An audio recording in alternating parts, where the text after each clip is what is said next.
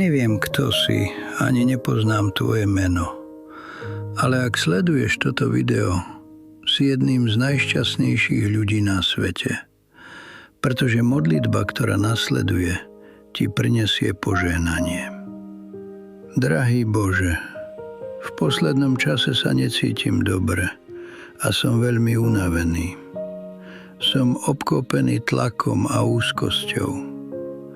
Všetky ťažkosti, ktorými prechádzam, ma fyzicky aj psychicky vyčerpávajú a mám pocit, že nič nerobím správne. Dokonca ani v noci neviem dobre spať.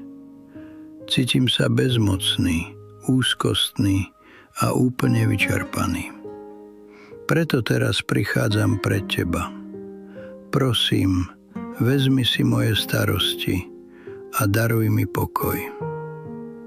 Ak veríš, že Boh bol k tebe dobrý, a napíš Amen. Dnes večer ty a tvoja rodina dostanete dobrú správu od Boha. Od dnešného večera budú úzkosť, únava a smútok postupne odchádzať z tvojho života. Ak máš možnosť, pošli túto správu aspoň jednej osobe a tvoja rodina získa 12 požehnaní. Amen.